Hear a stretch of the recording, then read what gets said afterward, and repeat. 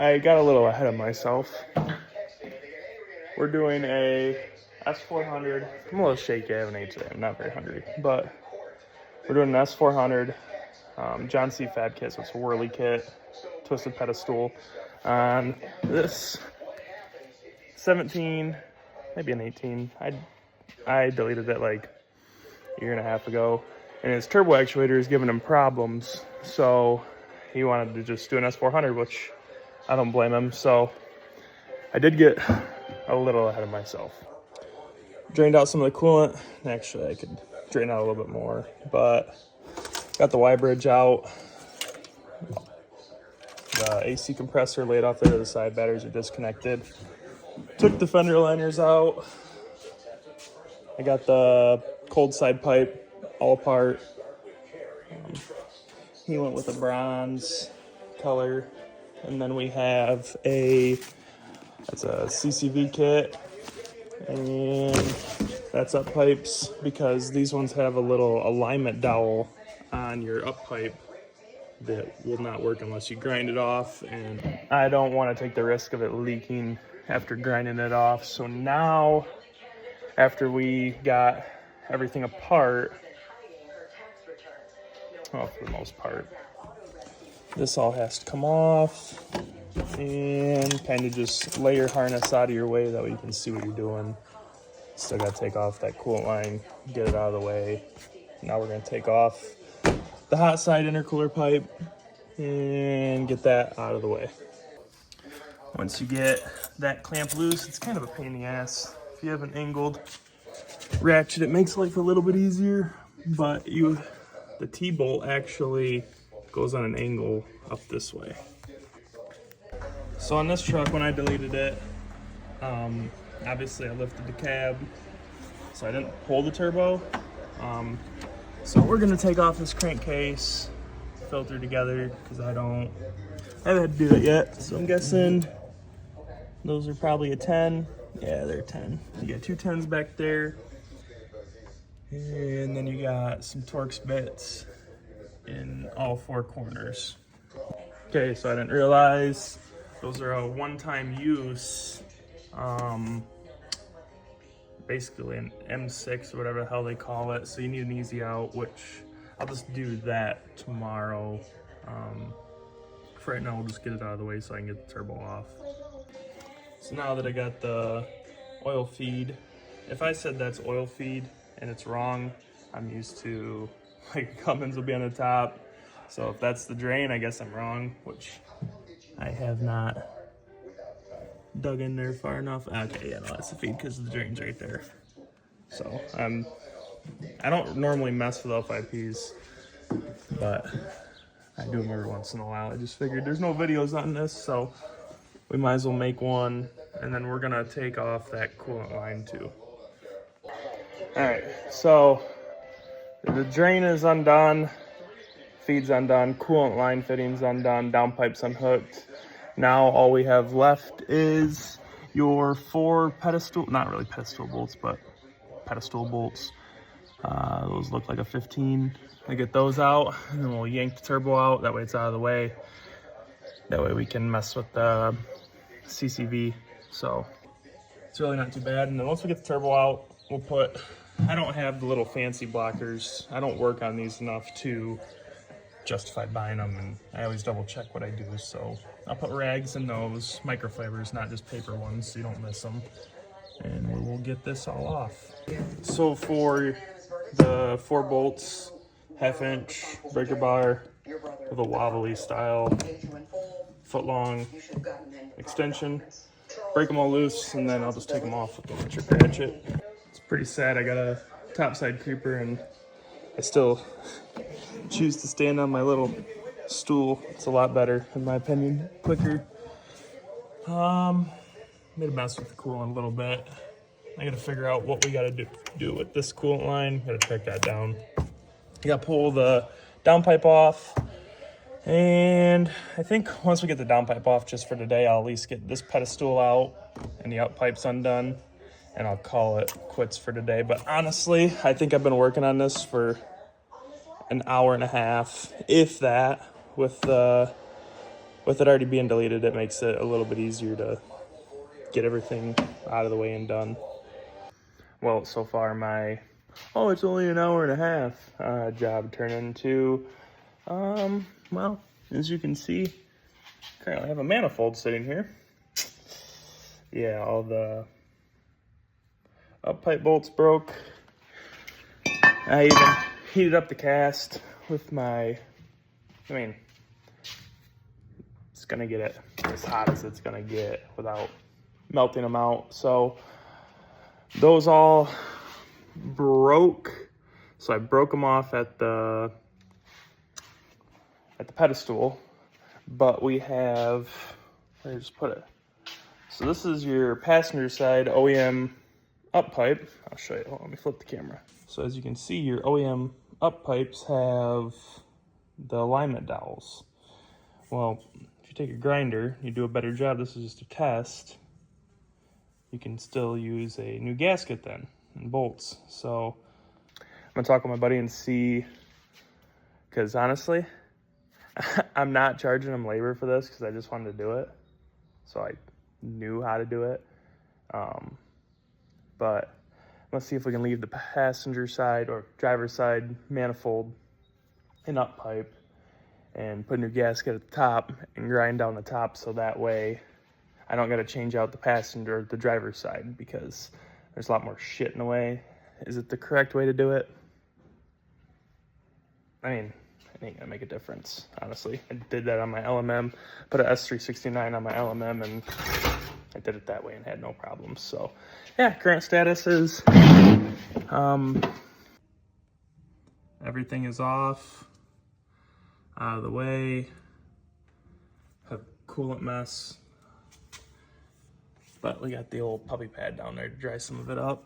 But yeah, I think our best bet is gonna be to just break those 3 bolts right there that go into that pedestal, get those to break. And then once we get those to break, then we can take the new pedestal, and just sitting over here, and put the new pedestal on with passenger side up pipe, new gaskets, and it should be just fine.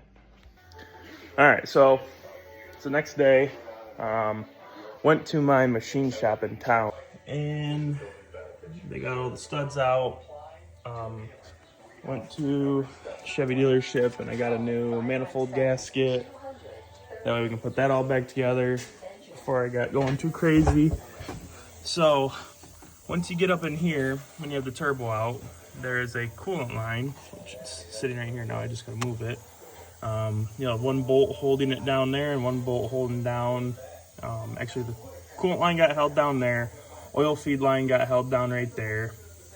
And then your kit comes with a little blocker plug for the oil feed. You'll block that, and then that's your coolant blocker. I blew everything out, so that's why there's coolant there. And then when it comes to your oil drain, it comes with a new gasket, and then you got your block fitting back there. You are going to put this line on before you set that down in there, if you're leaving the driver's side up pipe in. And then I just took and ground the dowels off it. I got new gaskets for that. But up in here, so far, I think that's all I gotta do. Next, I gotta get the CCV off, and I got extractor set for your one-time use bullshit. All right, so got the 1 up pipe in, new gasket, new hardware, pedestals all bolted in. Keep your pedestal loose when you are putting your up pipes in. Now that I got this one in, because I didn't loosen it up at the manifold, I tightened up the pedestal because this passenger side one will have movement down at the bottom to be able to line up right. But hand thread in threads on the pedestal. Keep your oil drain blocked off, that way it stays clean. And yeah, other than that, just keep kicking away. So far, this shit's for the birds, but we're getting there. Got the new up pipe in, all the bolts torqued down. all new up pipe gaskets, and then we got the new manifold gasket, and everything is in down here. Obviously we'll move all this back up to where it needs to go, but yeah. All right, got a little carried away. Everything still stayed the same up there. There is a fitting that is a normal Allen.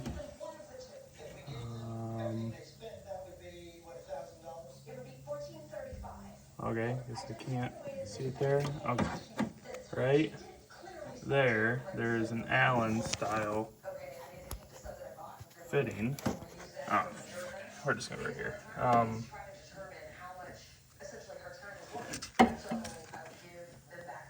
There's there's an Allen style fitting right there, and then you put your feed line into that.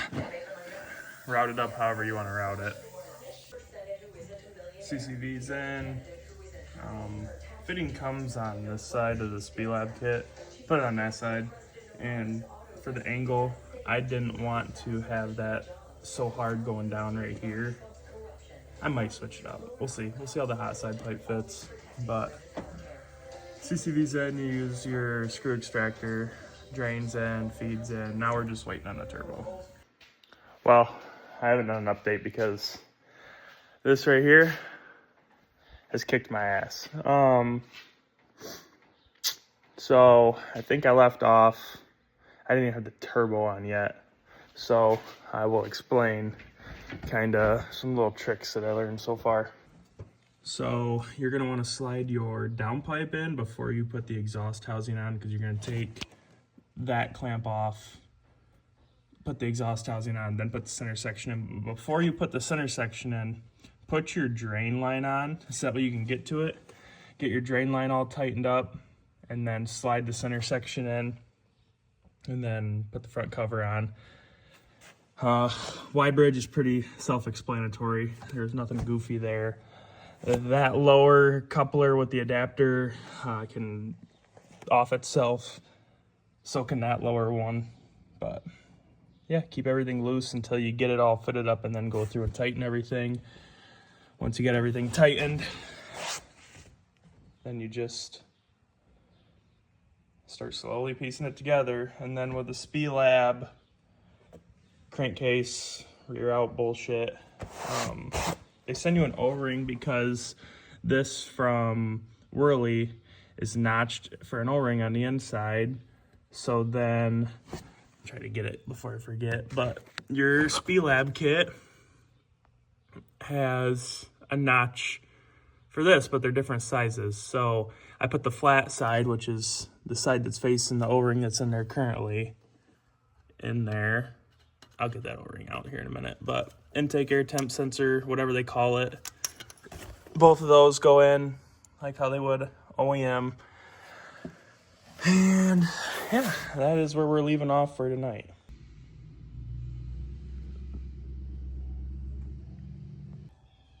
All right, so we're back with the next day. Kind of forgot to film getting a majority of it buttoned up. I don't have the exhaust hooked up to the downpipe yet. Downpipe's loosely fit. I think I left off without this intake on. Put my serpentine belt on, made sure all my plugs are plugged in. I gotta figure out how I want to clean up this wiring, just so that way shit don't melt and shit looks okay in there. There's only so much you can do with the wiring in here, but went back through, double checked all my clamps, made sure all my clamps are nice and tight. Now all we got left to do is add coolant, and because I don't have a file for this yet, and I won't have one, I'm going to see if I can take my turbo actuator off and have it plugged in, laying off to the side to make sure we don't cause any issues as far as reduced engine power bullshit.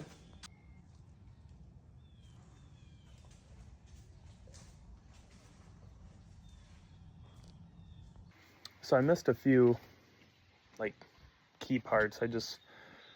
I had a lot of shit that I do, so figure I will do a kind of breakdown. I mean, I showed you guys the main stuff that nobody shows you, and the rest is pretty self-explanatory. So once you get, just to be able to start it and drive it and move it, I took the actuator off and plugged it in, so that way, because I moved it out of there over here, I took it for a drive down the road and back.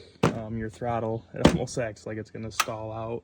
It has like hardly any throttle. You just want to make sure that you got your map sensor plugged in.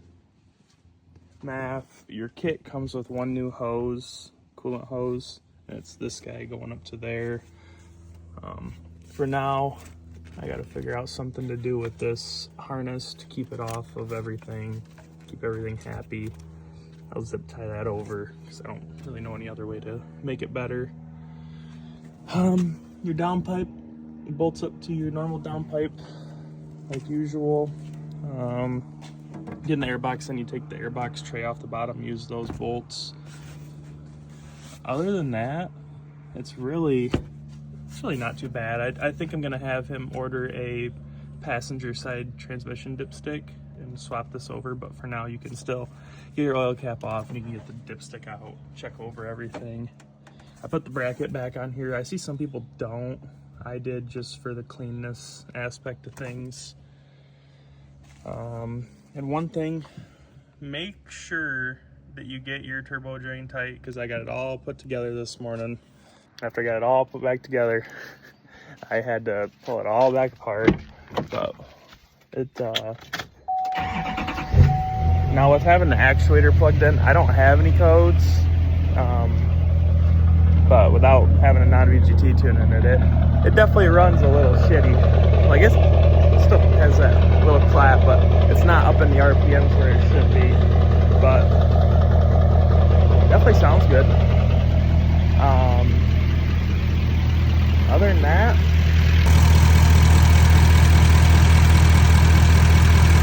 really not a whole lot. Not too bad. Honestly though, I think if I were to do it again, I'd only do it on like my personal truck. I don't think I would do it on somebody else's. I'm just friends with the guy, so that's why I did it.